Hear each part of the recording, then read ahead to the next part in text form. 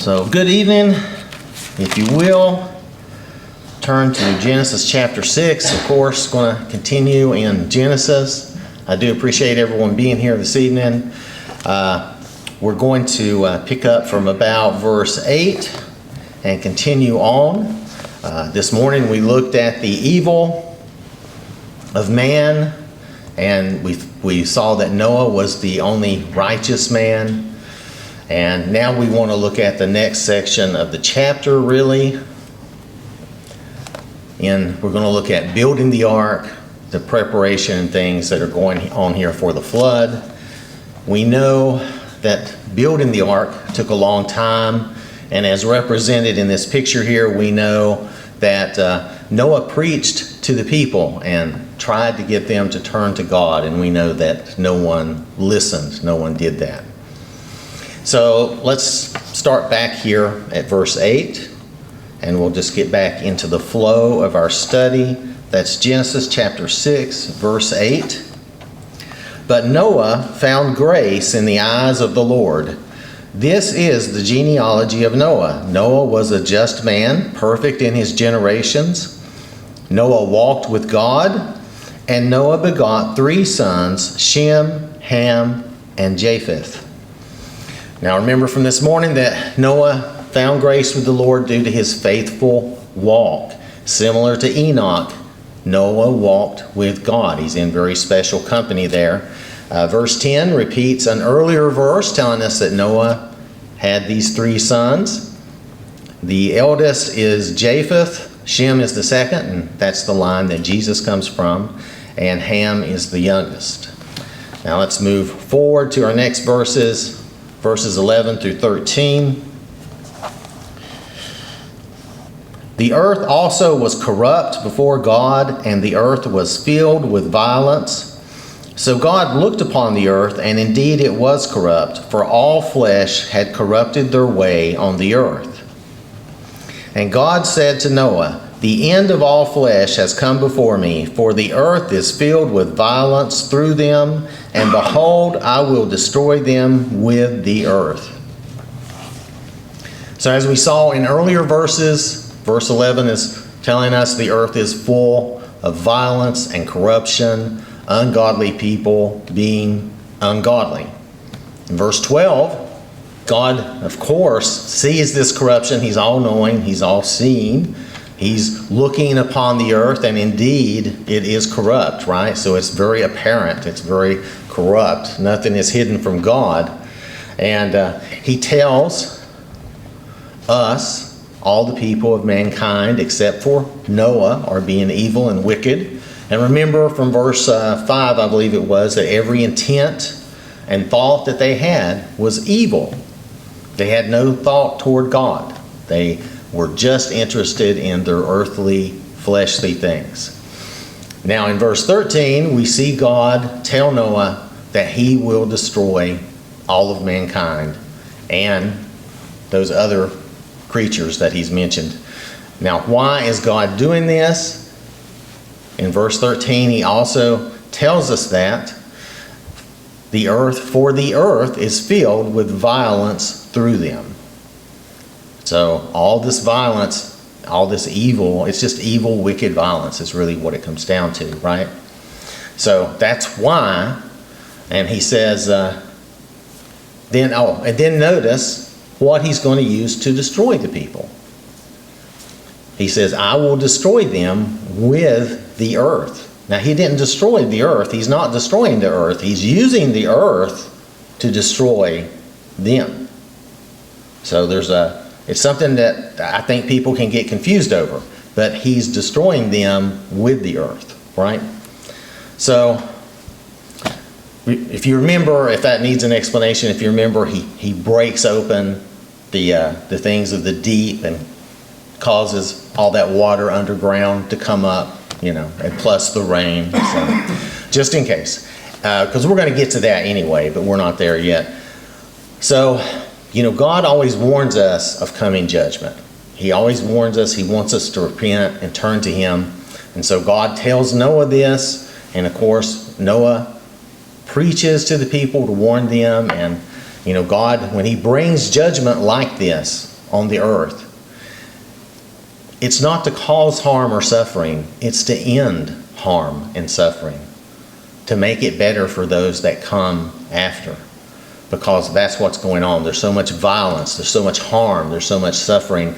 We think our day is bad, and at times it is really, and in places it is, but not like what God tells us it was at this time back then in Noah's day.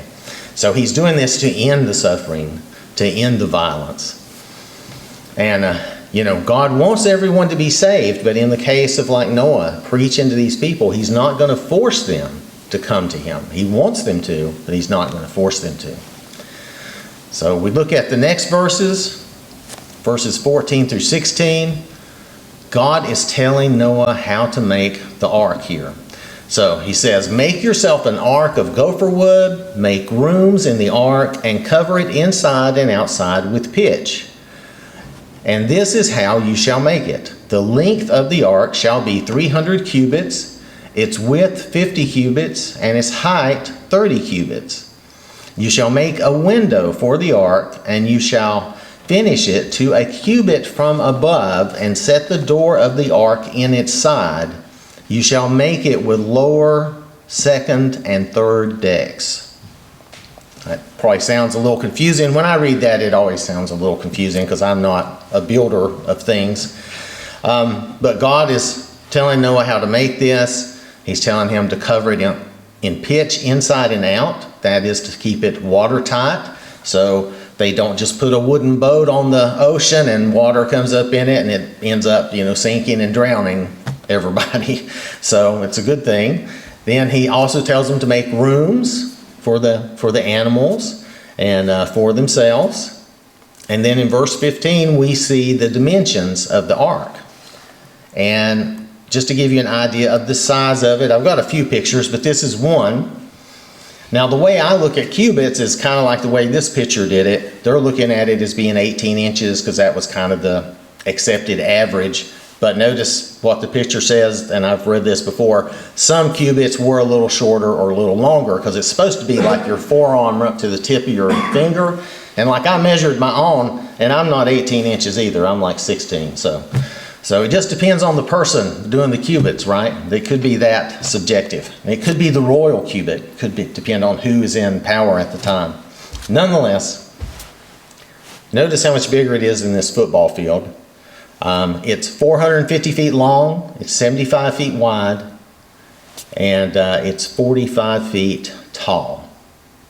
So this is just to give us an idea, an impression of how big it is. Now, some people will say that there's no way that Noah could make the ark. Now, I don't know why they really think that. They tried to give some reasons, but it wasn't anything that really made sense to me. We see all these great and wonderful creations and buildings and structures that are created thousands of years ago without our technology. You look at the pyramids, the Sphinx, all the stuff that Rome and Greece built, and things before that. You have the Mayan pyramids and stuff like that. So I didn't take that very seriously, but if you ever hear somebody say that, that's just something that some people say. They don't want to accept the Bible. They don't want to believe in the flood. They don't want to believe it was possible that Noah could do this.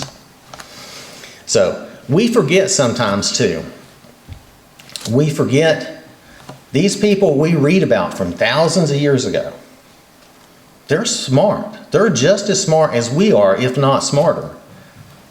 Everything we have is built and comes off of what they did and created. So they are they are at least as intelligent as we are, right? And kind of like in this one movie, there was this funny part. You have to remember, they were building and creating stuff with sticks and stones in caves and huts, right? They don't have the technology that we have, or they didn't have the technology that we have. So it's a big deal. They're really very smart people. So that's something we have to remember. And I think people, when they want to deny some of those things, they're not thinking about that.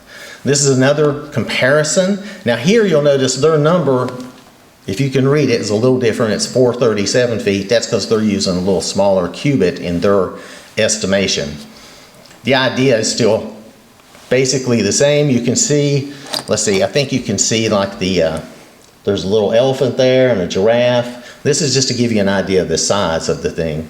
And then of course the 747, and I don't know, Brontosaurus, Brachiosaurus, I don't know, some big saurus and some medium or smaller saurus, you know, I don't know. But anyway, so sauruses, they're just trying to give you an idea of how big these things are. Let's see. And this picture shows, now this is theoretical, none of us have real pictures of the ark, okay? Theoretical, but just kind of an idea of what it could look like to have these different sections inside the ark, okay?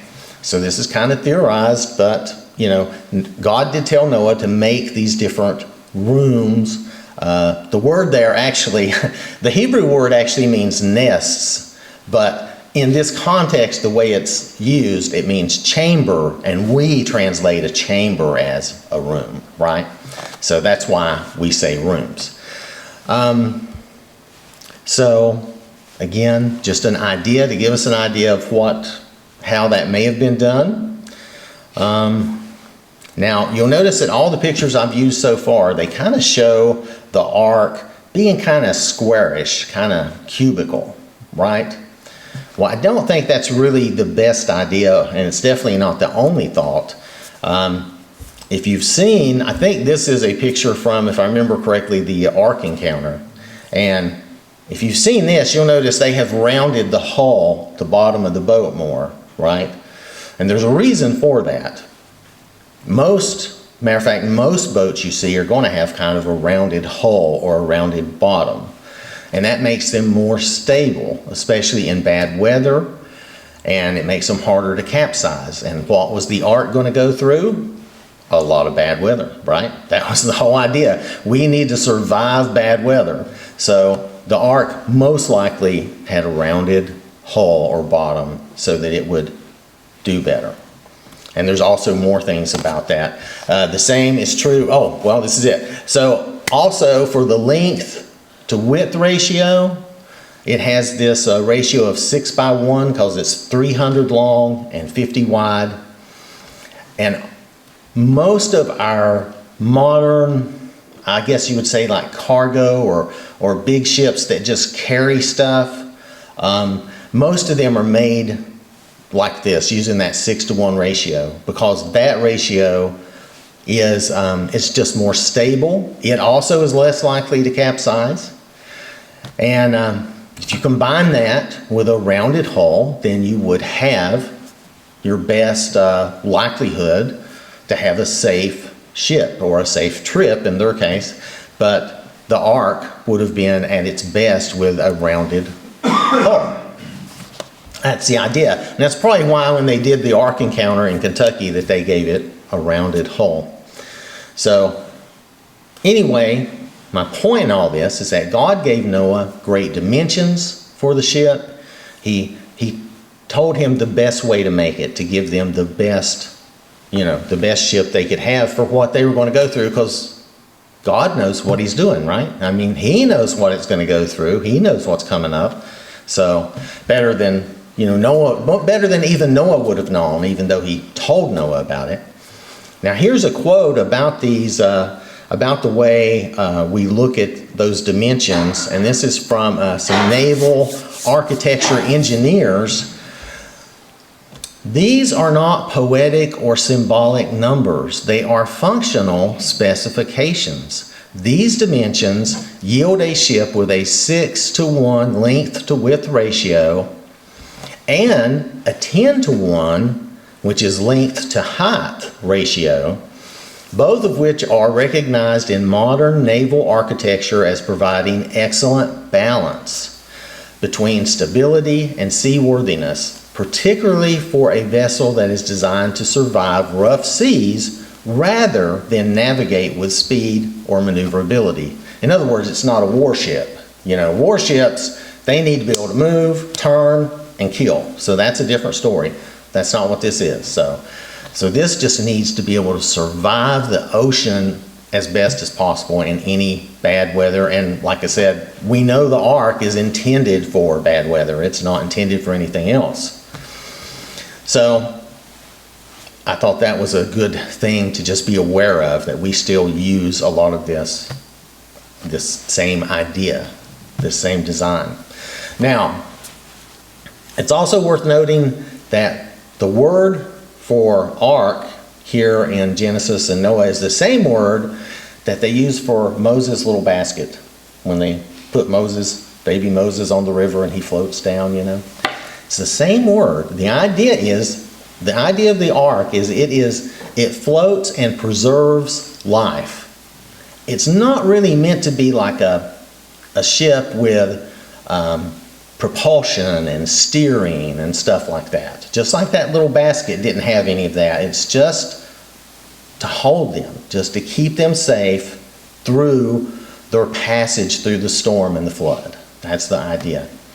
So, in this case, both of those arks, they just get their occupants to where God wants them to be. Because trusting God is going to take care of it. And the same thing was true with baby Moses. They were trusting God that he would get Moses down there to the princess, right? Okay, so do we trust God like that? Would we get in this big old dark, ugly ship and just close the doors? I think I would want a motor and a steering wheel, but that's, I'm just saying, that's me. Sometimes it's hard. It's hard to let go and to trust God like this, but Noah and his family, they did that. And that's pretty amazing. It's pretty amazing. So if we go back to our verses here, if we look at verse 16, God describes or tells them about a window, which whenever I read that, I can never understand it.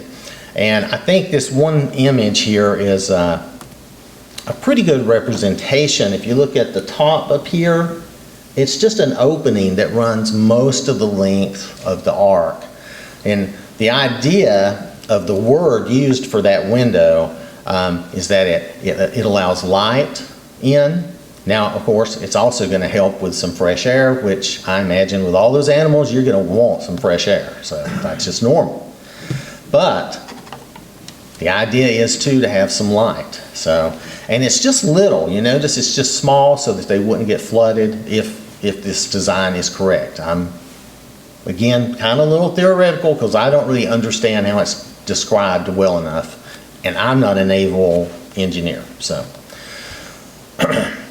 Oh, and two, you can see where he tells them to put the door. They put it here. And I guess that's as good a place as any. I wasn't really clear on where the door should be either. So I'll just say that. All right.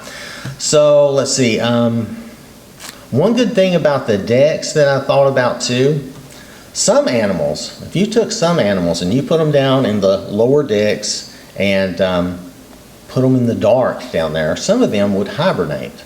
And so they wouldn't need a lot of attention during this flood, right? Because that's what some animals naturally do. So it was just a thought. Not every animal would do that, but some could do that, and that would make it a little easier on everybody. Let's see. Of course, we do have to remember, too, the animals and Noah, they're all vegetarians at this point. There's no danger of them eating each other, okay? That's not happening. So just want to mention that again. Hopefully this about the ark, has been interesting. We have to admit that some of that is some speculation, but it is based on what we have from the Bible as best we can, right? So let's move on to verse 17. Verse 17. And behold, I myself am bringing floodwaters on the earth to destroy from under heaven all flesh, in which is the breath of life. Everything that is on the earth shall die. Now here again, God is telling Noah and us that he's bringing this judgment. He is God. Only he can do this. Only he has the right to do this. And his judgment is always correct. Now, some will say that God is evil for this type of thing, but they don't know God. They don't know what God knows, which we don't know what God knows either, but I know God well enough I know he's just and fair in all that he does. And he was actually being merciful in giving them the 120 years even. Now, when we look at this, I want to address a little bit of the language that's here in our translation. Because God is telling us his intent, what he's going to do. So let's, for a moment though, go back to verse 7 in chapter 6. If we just roll back to verse 7 for a minute, we're not going to wander out of chapter 6, because if I tried to add anything to this, we would be here forever. But anyway, so we're going to roll back to just verse 7 for a minute. Did I? Okay, there we go. So verse 7, so the Lord said, I will destroy man whom I have created from the face of the earth, both man and beast, creeping thing, and birds of the air, for I am sorry that I have made them. So here, God is specifically telling us who he's going to destroy, right? And he doesn't say it, but we know he means except for those on the ark. That's the exception. So let's go back to verse 17 for a second. This reads like God's going to kill everything on the earth. Just everything, right? On the planet is what I'm getting at. It sounds like he's going to kill everything on the planet. That's not really what he's saying. The problem is when you look at the context of this, compare it back with verse 7, and look at how the word earth is used. Earth is used twice here. And we have to understand these two different forms. There's two different forms of the same word. So the first use of earth here, I myself am bringing floodwaters on the earth. Here, in this case, that Hebrew word, God is referring to the planet, the entire planet. He's going to flood the whole planet, right? So here, that's correct. We know this because it's the only way to destroy all flesh under heaven, in other words, under the sky. He's referring to our atmosphere, the visible atmosphere that we can see. The only way to kill everything under the sky would be to flood the entire planet. So, that's kind of two different ways to look at that tell you he's talking about the entire planet. There's more proof that he's talking about the whole planet, but for now, I just want to focus on this verse. So here, God is telling us he's going to flood the planet. Now, the second use of earth comes further down. He says, everything that is on the earth shall die. That should be everything on the dry land shall die. Everything that, like us, we require dry land. We can't swim in the ocean forever. So a flood will kill us, right? He's talking about everything that is on the dry land, not everything on the earth, because the fish, the aquatic animals, a lot of amphibians, a lot of animals will survive. All the vegetation will survive. So it's not everything. And he's talking about destroying man primarily, but he's also going to destroy those animals, and he's telling us that. So if you look at this word and see that it's those two different forms and taken two different ways in this context, with the understanding of what he's previously told us, it makes more sense. The flood will be worldwide, but a flood wouldn't kill fish anyway. A flood is not going to kill whales anyway, that type of thing. So, now I know there's a lot of people that like to say the flood was regional or it was local. There's a lot of problems with that. The main and first problem with that, in my opinion, is that when you say the flood was local or regional, you're calling God a liar. He's saying he's going to flood the whole earth, and not to be mean, but you're being kind of like Satan when you say God's lying, right? Because that's what Satan did in the beginning. He said what God said was not true. So I don't expect any of us are doing that. So don't take offense. But anyway, that's the first main problem I see with that. Okay? It wasn't a local flood. God plainly tells us that all the creatures on the dry land will die, and except for those on the ark, and the only way to do that is a global flood. It's simply not possible to kill everything on dry land in a local flood. And if you had a local flood, let's say we had a flood here and Worcester and all the animals were washed away, animals from the surrounding areas are just going to creep back in. You've not killed all the animals, right? Nature is the way God made it. They're just going to come back in and fill it up. So there wouldn't be any need for an ark, because you've got all those animals are just going to, kind of come back in and fill everything up. So you wouldn't even need an ark if you're just having a local flood. And with 120 years, Noah could have walked far enough away to get away from a local flood. This doesn't even make sense when you look at it logically. So I just want to make sure that we understand that. Also, the flood is responsible for a lot of things we see. All those millions of fossils, or at least a great number of them, I shouldn't say all, because there's been other catastrophes, but a lot of the fossils we see are due to the Great Flood. These animals were buried quickly, and that made the fossils. Fossils can't sit and form over millions of years. The flood created all the rock layers we see, like when you go to the Badlands or the Grand Canyon and you see all these lines of different things. The flood created those rock lines, because those can't be done by just laying them down slowly over millions of years. And even non-believing scientists, like they don't believe in the Bible or the flood, are starting to realize that doesn't work the way they originally thought. And the flood also created a lot of canyons. Not glaciers slowly melting over millions of years, but the flood created a lot of canyons.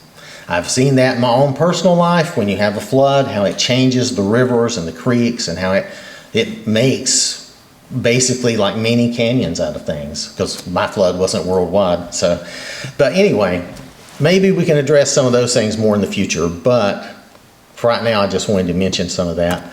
If we move forward to verse 18, Genesis chapter 6, verse 18, "But I will establish my covenant with you, and you shall go into the ark, you, your sons, your wife, and your sons' wives with you."